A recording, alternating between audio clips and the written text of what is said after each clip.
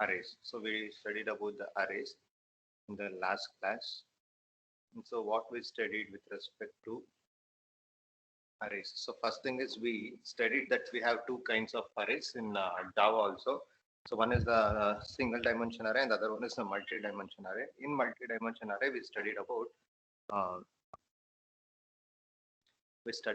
uh, arrays which like the specific of multi-dimensional array can be. We studied about two-dimensional array.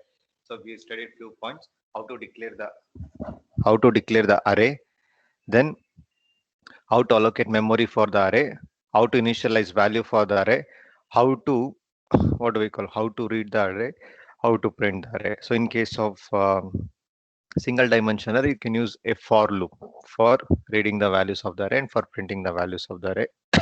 And in case of multi-dimension array, you'll be using two for loops for reading the array. So you can access an array by its index location. By you giving the index location, you can access the array.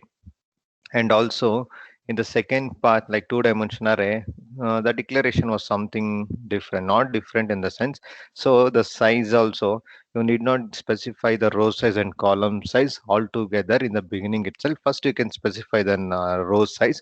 So after that, based on your requirement, you can specify the column size. So for in our examples, like one row contained two values, like two columns, and the other row contained four columns, four values like that. So based on the requirement, you can change that also. And after that, we studied about the operators. So arithmetic operator is used for performing arithmetic calculations, addition, subtraction, multiplication, division, and modulus. And in this addition, you can use them on the numeric types. You can use it on the characters, but you cannot use it on the Boolean thing. You cannot use this on the Boolean thing. So one example, we studied about the arithmetic operation. We studied about increment and decrement. Increment means increasing the value of a variable by one. Decrement means decreasing the value of a variable by one. So we studied about um, the few points which are related to this. Um, what do we call? Which are related to increment and decrement. And after that, we studied about the bitwise operator. So uh, so this is like it is performing the logical thing. It is performing the logical thing like logical and bit. It will operate at the bit level. 0 0 means um, 0 0 means the output will be 0 in case of logical and. Like it's an AND gate, and you can remember it as an AND gate. Um, After that, if it is a not means, if you're giving the input as 0, the output will be uh, 1. So like this. So this what it will do means for every number it will perform the bitwise operation. It will perform the bitwise operations. After this, we studied about uh, the left shift, right shift. We studied about the left shift, right shift. Then what else we studied? Left shift, right shift. Left shift means all the bits will be shifted to the left side, specified by the number. So I gave an example of 32. Left shift operator 2 means the number 32, which will be written in the decimal, which is in a decimal form, it will be converted to the binary form, and each bits will be moved to the left hand side by two positions. By two positions, it will be shifted to the left hand side. Similarly, the right shift also, the bits will be moved to the right hand side. So like this. So these are this is what we studied in the yesterday's class. So after this uh, we have relational operators. So relational operators means it will check the relation between two operands, whether one operand is equal to another operand, whether one operand is not, whether the two operands are not equal, whether one operand is greater than another operand and the one operand is less than the another operand. For this, we'll be using relational operators. For this, we'll be using the relational operators. So meaning uh, it will decide it will decide the relationship between two operands, whether the operands are equal, greater than, lesser than, equal to, not equal to, like that. For example, the output of this, the outcome of this relational operators will be always a Boolean thing. Either it can be true or it can be false.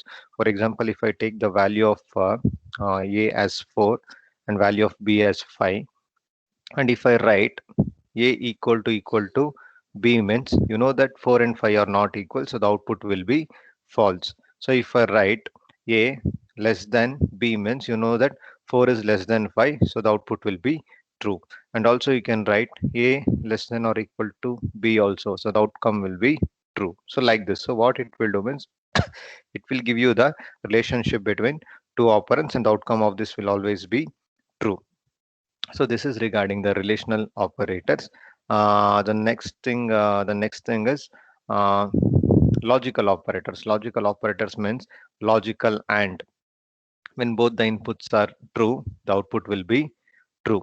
So here you can check that the logical operators will operate only on the Boolean operands. It will operate only on Boolean operands. So when two inputs are true, the output will be true. When two inputs are false, so in case of logical and, when two inputs are true, the output will be true. When any one of the input is false, the output will be false. The logical is reverse of that. At least if you have one operand with true value, the output will be true. Otherwise, uh, when both the inputs are false, then only you will get the false as output. So see, this is all those things which you have studied in the basic gates. So the same thing is being written in logical format. So that's the same things are being used in logical thing. So so and logical and means when two inputs are true, the output will be true. When any one of the input is false, the output will be false. The second one, logical or, means when both the inputs are false, then only the output will be false. In other conditions, the output will be true. So the same way, but here we have two special operators, which we will call it as short circuit or and short circuit and. So what is this short circuit or and short um, what is the short circuit R and one second. What is the short circuit and short circuit or means? See, uh, there are two expressions, A and B. So this is logical and. So the output will be true when two inputs are true. In other cases, the output will be false. We have A or B. So the output will be false when both the inputs are false. Otherwise, the output will be true. But in case of this short circuit or and short circuit and, so the first input is A and first I'll talk about and A short circuit and B. So now how the computer will evaluate means how the Java will evaluate means it will come and check A. If the working is same, true, output will be true. True false, output will be false. False true, output will be false. And false, output will be false. So it will evaluate this expression or it will evaluate this value A. So if A is false means it will not consider evaluating this. Directly it will give the output as false. Directly it will give the output as false. So that is how this logical this short circuit and works. So mm, the other way is true for the other way is true for uh, short circuit or. See, what I want to tell about short circuit and means when when when when when the first hand side, when the left hand side operand evaluates to false, it will not it will not consider evaluating the right hand side because the output will always be false. So that is how the short circuit and operator works. Similarly, the short circuit, or what it will do means, it will first check the left hand side operand. If it is true means, it will not consider evaluating the second part. It will not consider evaluating the second part. So that this is the one thing which you should know in Java. So the logical, how the logical and works, how the logical or works. In logical and or, it will check both the operands, but short circuit. So the name itself is short. So it will check only the first expression. So if the first expression is false, then the second expression will not be evaluated. Directly it will determine the output in case of short circuit, and in case of short circuit, or if the first expression is true, it will not consider evaluating the second expression. So that is what, you can see. So mm, so this point you should remember, this point you should know, when see, these questions can, these kind of tricky questions can be asked in an interview. See, for example, the evaluation can be like, see, the evaluation can be like, uh, 4 less than 5, or I will just instead of hard coding, I'll just write it like a is equal to 5, b is equal to 10, a is equal to 5, b is equal to 10, and c is equal to 6. So after that, what they will do means, they might ask a question where a is greater than b and c. After that, here what they will do means, they will write it as c plus plus. They will write it as c plus plus, a greater than b and c plus plus. You know that this is an increment operator. So after writing like this, so they will ask you to output the value of c. So they will ask you to check what is the value of c.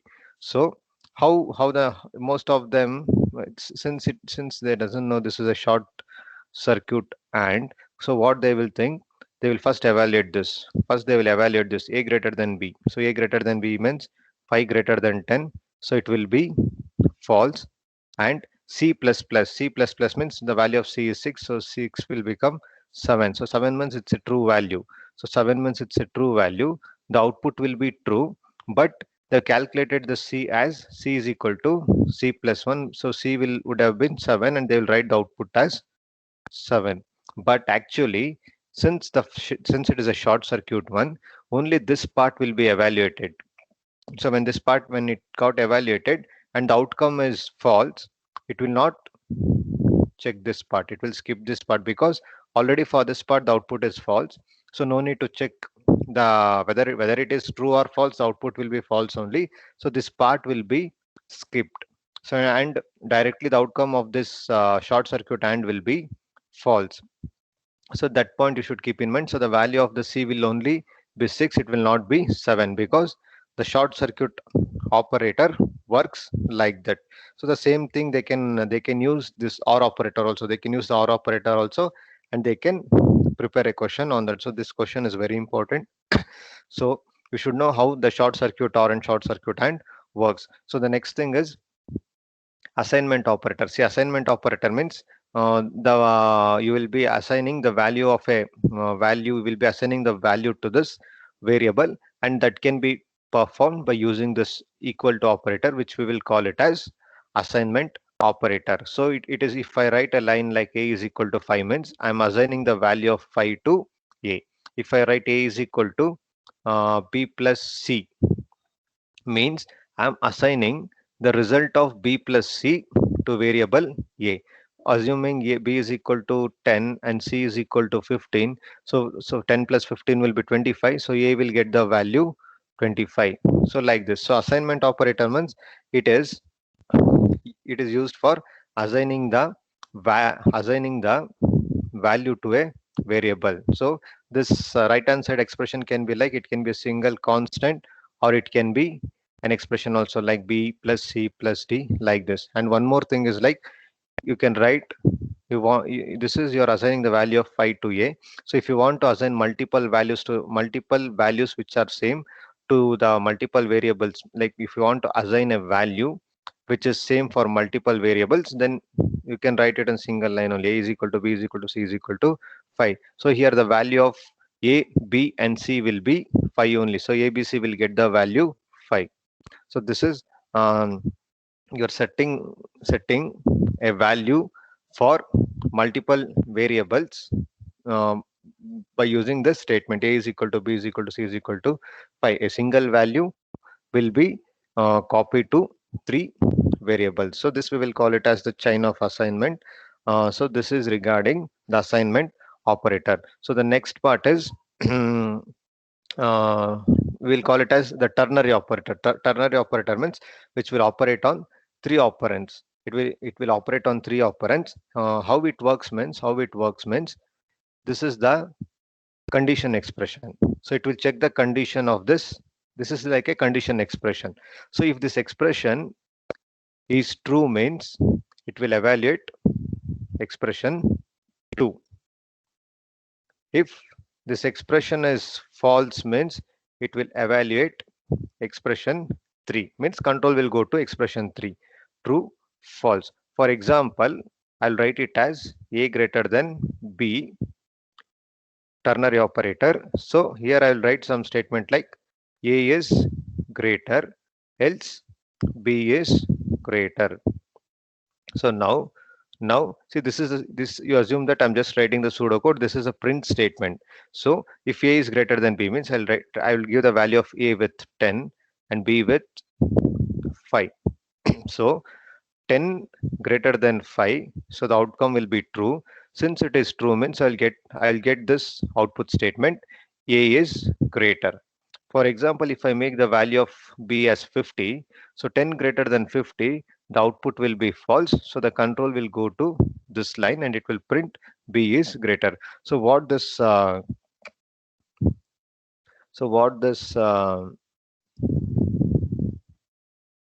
see what this ternary operator is doing means it will check the expression. It will check the expression 1. If the expression 1 is true, the expression 2 will be evaluated.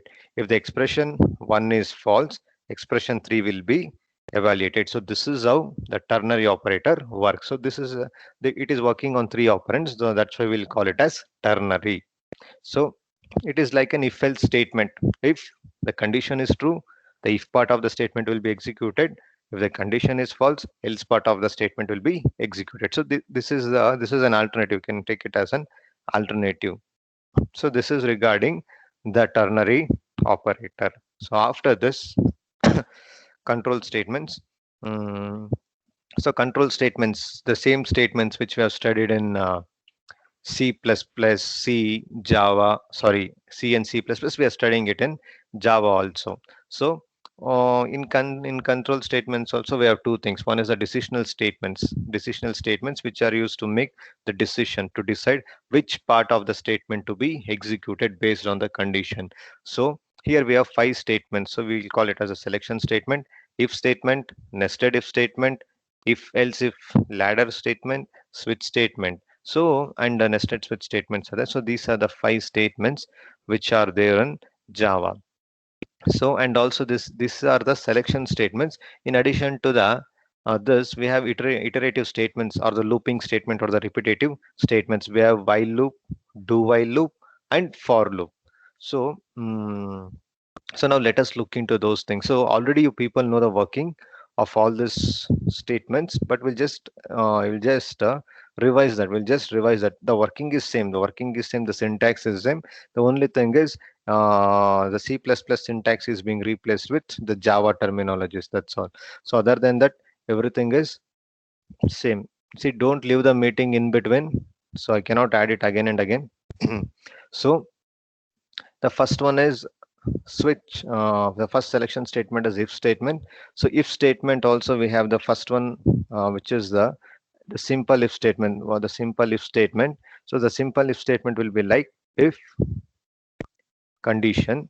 If the condition is true, the block to be executed. So this is the simple if statement. So simple if statement means it will check the condition. So if this condition is true, this part will be executed.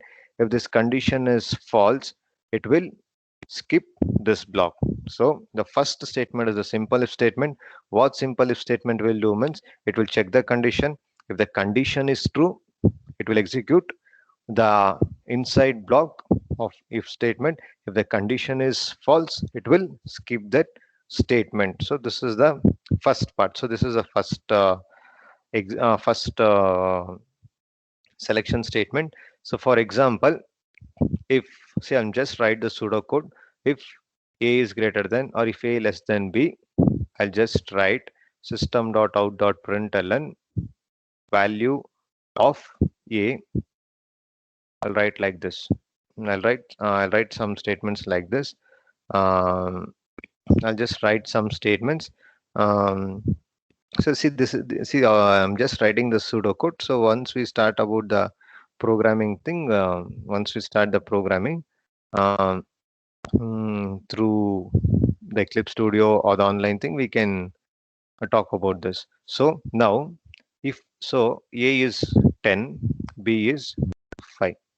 So if I run the statement 10 less than 5, condition will be false. So condition is false means this line will be skipped. This line will be skipped. So if condition false, skip the statement following the if block. If the condition is true, I'll make it as 10, 50. 10 greater than 50, the condition will be true. The condition is true, execute the statement inside the if block, so it will print the value of A. So the value of A will be printed on the screen, which is like 10. So it will be like value of A. Value of A, the value of A is 10. So like that, the output, you will get the output. The second one is if else statement. So um, the second one is if else statement. So how the if else statement works? If the condition is true, execute the if block. If the condition is false, execute else block. So here at least one of the block will be executed for sure. So here if the condition is true, it will execute the if block. If the condition is false, it will execute the else block. So if A less than B, print value of A, or you can print it as value of A. Else you add system.out.println value of B, then B. So what the same thing I've extended. So what this program will do means it will check here. So if this condition is true means it will execute it will print the value of A. If this condition is false means it will execute the value of B. So decision, you're taking the decision. So based on the expression result, you will decide whether you want to print the value of A or whether you want to print the value of B. So this is an example of that. So if the condition is true, execute the statement of if block. If the condition is false, execute the statement of else block. And so this is the second type, if else. And the third part will be nested if. So nested if means writing if condition within another if condition, or writing if else block within another if block. So so that we will call it as nested if. For example, like this is my if statement, so if selection statement. So within that, if I write one more if statement, so this will be my nested if. Or there is one if statement and there is else part. So for this else part, even I can write the if statement. So it's a combination. So nested if means an if statement within another if statement, or if else statement within another if else statement, like that. So here you are joining, what you are doing means here you are merging, or you are adding the if condition within another if condition. So you are adding the conditions. So here um, so so this is an example of nested if. So nested if, so the definition says that um, it's like within an if condition you are adding one more if condition, or you are adding if else condition, or or there exists an if else condition. For that you are adding if else block within the either in the if part of the block or in the else part of the block. So an if condition within another if condition, we will call it as the nested if condition.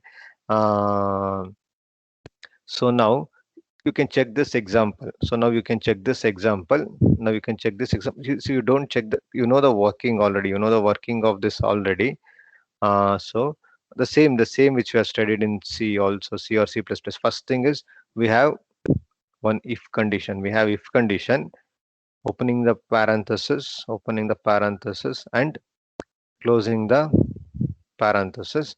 After that, we have else condition. So see, when only one statement is there, a parenthesis is optional. When only one statement is there, parenthesis is optional. But for your understanding, let us use parenthesis also. So first they have written, see, this is how the statement is written. So they have written if condition, if part of the statements associated with if, else block, else block, else part of the statement. So here they are written like A is equal to D. So there is an if else block. There is an if else block. So within the if part, they're using one more if condition. If condition, and they're writing something like A is equal to B. Again, within this if block only, they are writing one more if condition.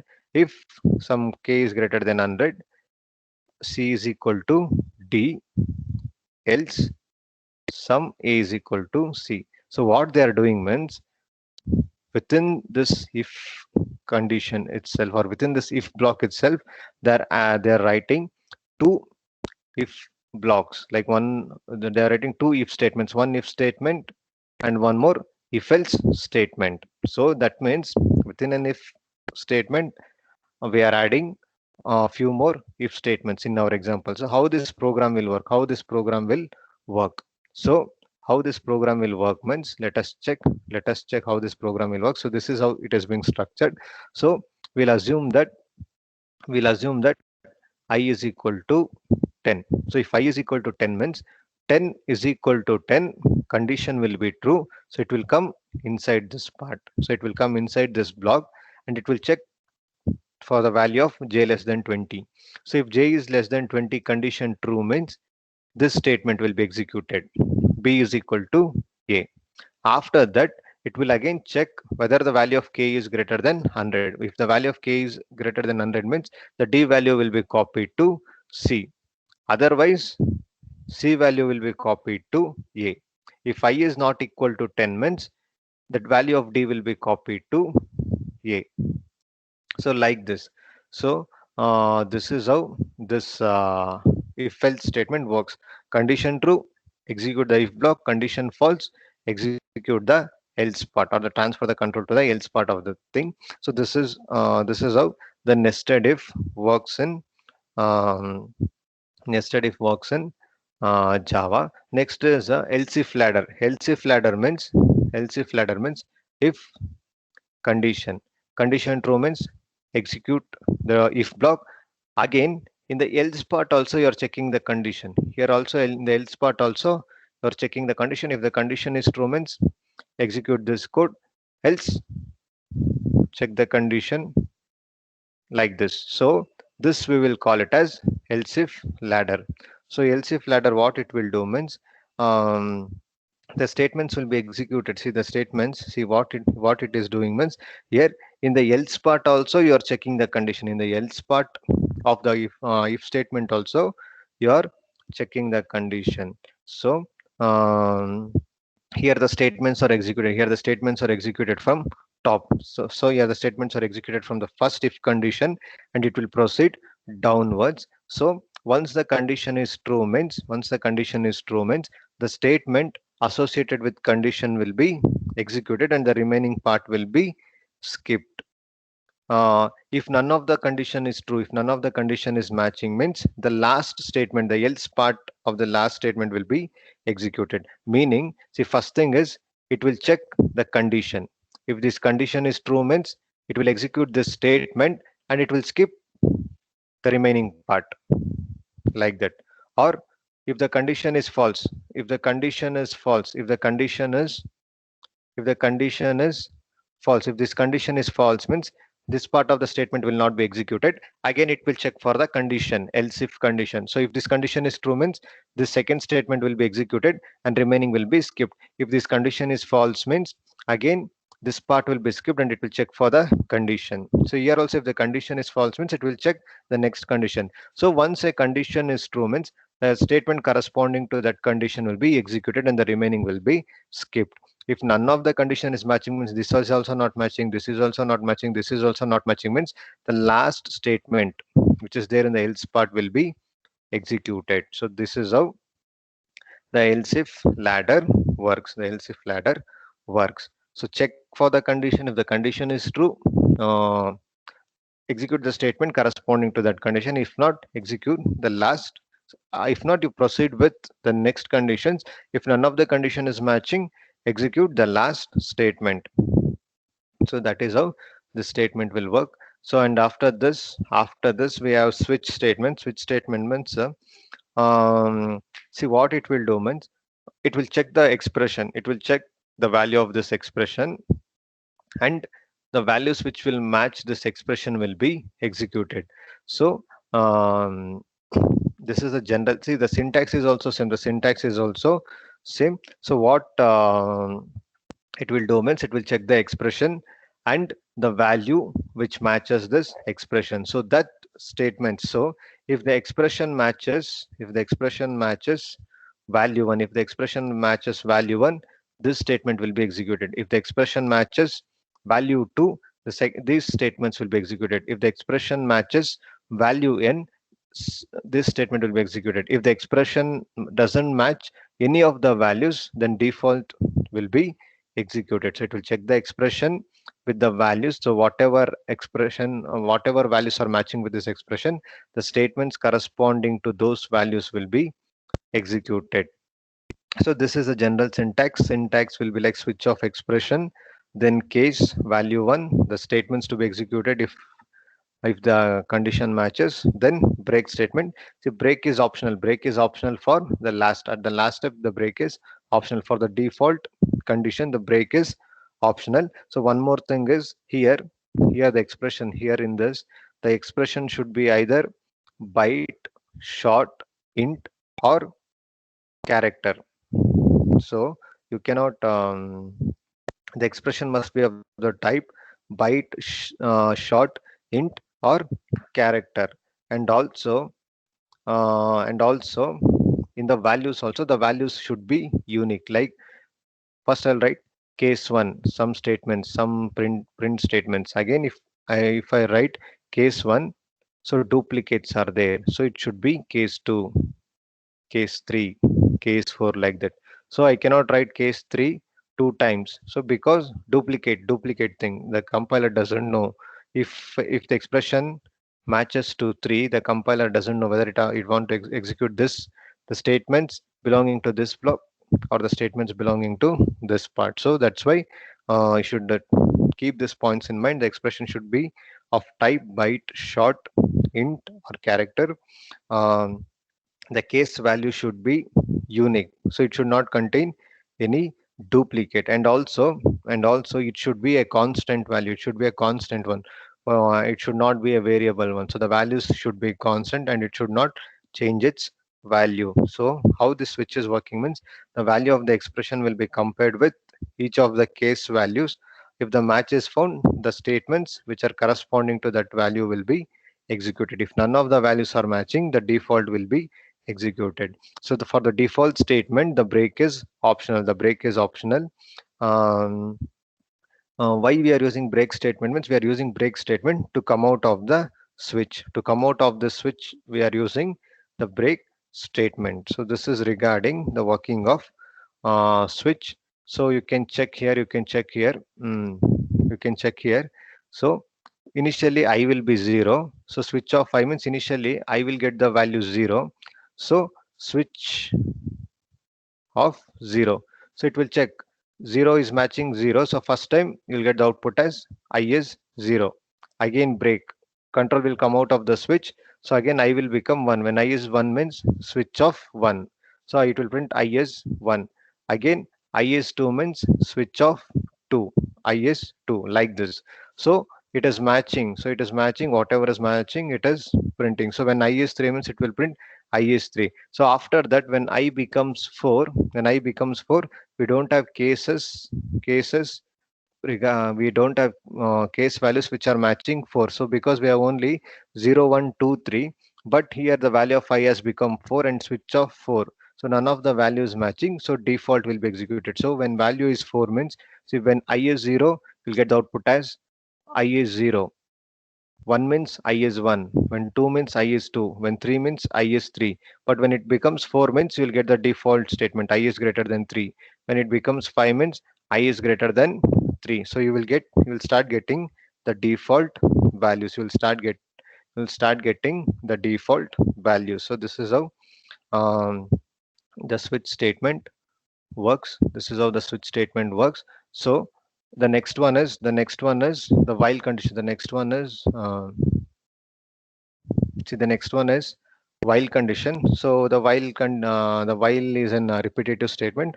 As long as the condition is true, the body of the while loop will be executed. Once the condition is false, the control will come out of this um, while loop.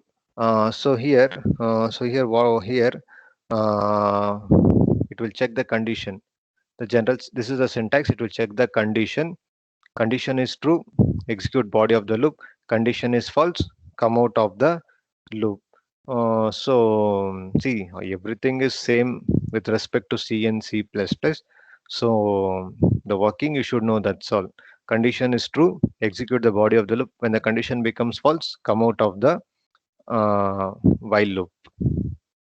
So the same thing I will demonstrate with the program. So here n is 10.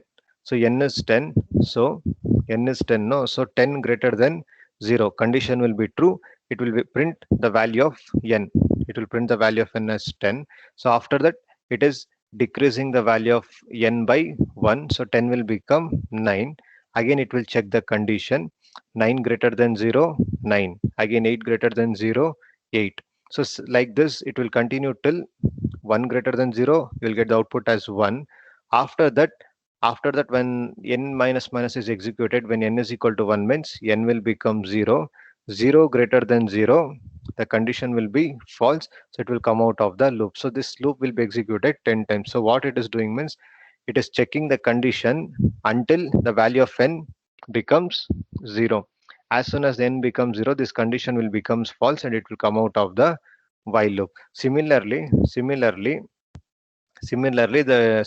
do while is also there. So one difference between the while and do while is, see, while loop, it will check the condition. If the condition is true, then only it will execute the body of the loop.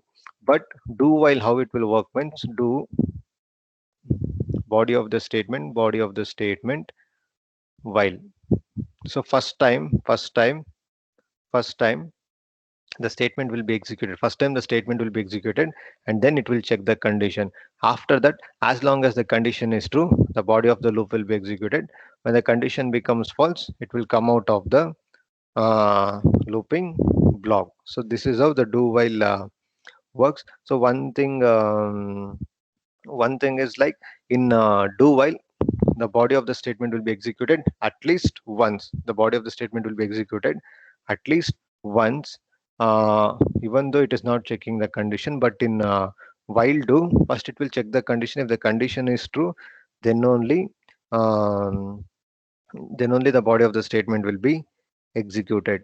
So as long as the condition is true, the body of the loop will be executed. Once the condition becomes false, it will come out of the loop. So this is regarding the while loop and do while loop. Um, so next what to study? Next is for loop. So for loop, already we have studied the for loop. So this is the example. This is the example. See here, you can check this point.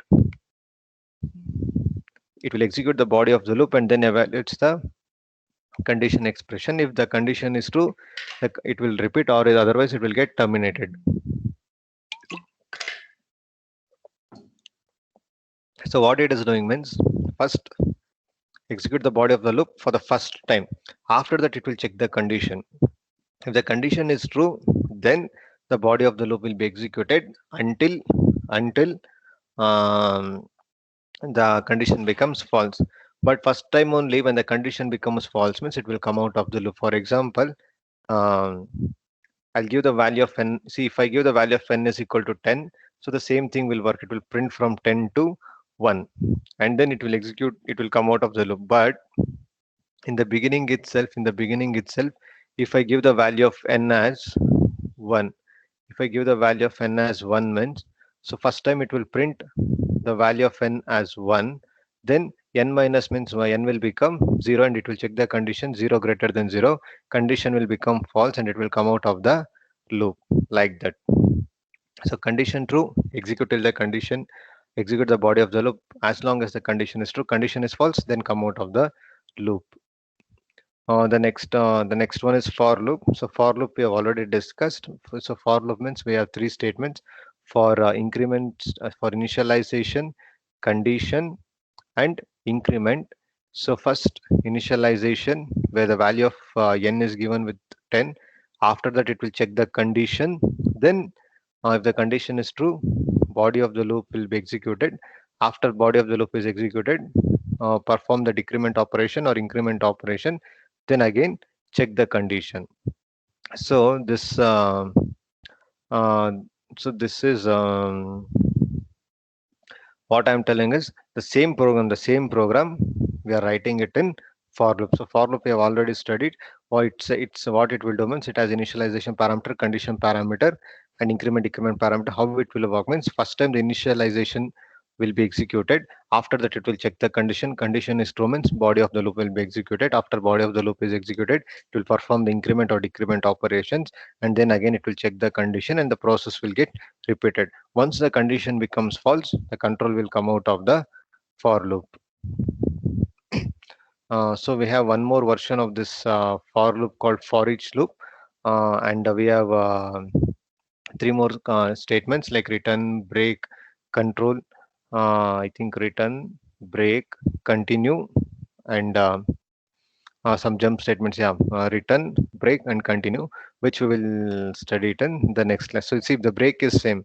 Break is used for coming out of the switch statement. Break is used for coming out of the looping statement. The continue also skip only the current iteration and continue with the next iteration. And return also, we'll talk about these three jumping statements and for each version of the for loop in the next class. So I'll stop the class now. Any doubts? Any doubts? Any doubts? Any doubts? Just stop sharing the screen. Any doubts?